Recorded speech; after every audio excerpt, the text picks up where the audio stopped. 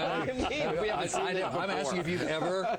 Well, the question was, New Jersey governor was having sex with strangers. I think the question was, have you seen this among other governors? Well, I became governor because I was a lieutenant governor, and the governor was convicted of Whitewater-related felonies and was forced to resign office. So the answer would be yes. Well, wait a minute. Was Bill Clinton convicted of anything? No, it was Jim Guy Tucker. It was Jim Guy Bill Clinton, and then Jim Guy Tucker, and then me. Hey, Governor, but I was never convicted. To answer Alan's question, I wasn't even indicted. We had a New Jersey governor having sex in truck stops and bookstores, and then bookstores with strangers. And we had a New York governor having sex with hookers. So it's pretty amazing. All right, I want to run this tape. Karl Rove and I had a little disagreement. And because Barack Obama came out today and said, oh, no, I've never spoken to the governor, never had any contact with him. But David Axelrod 2 weeks ago had a very different story. Let's roll that tape one more time.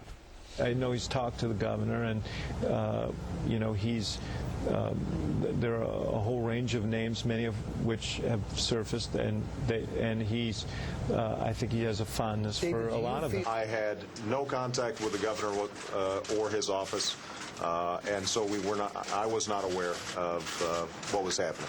Axelrod, I know he's talked to the governor. I've had no contact with the governor. That needs to be looked into, doesn't it?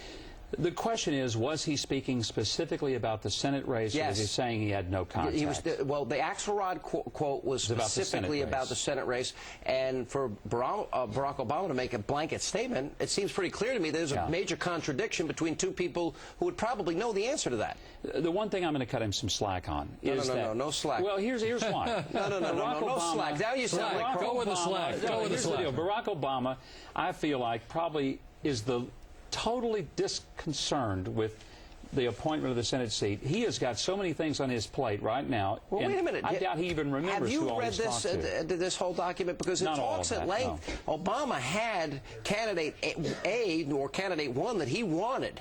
And if anything, the governor expressed frustration that Obama wouldn't give him anything. Now, I think that's fairly exculpatory for him.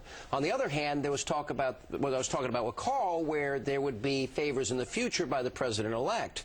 So there's a lot of unanswered questions in all of this, in my mind. I think the greater issue is that the corruptible person is the governor. I do not see that Barack Obama would be stupid enough to even worry with it. Why is he friends with all these radical, corrupt people? Why? What does that say about him? Well, I think that his past relationships are certainly questionable. I still think Bill Ayers ought to be in prison. Didn't we have an election? Didn't we just go decide all that? Yeah, we did, but I'm just talking about Bill Ayers. But Barack Obama, I don't think has any connection to the specific bribery issue because he just has nothing to gain from it. Everything that we heard in the Jennifer Flowers tapes came true.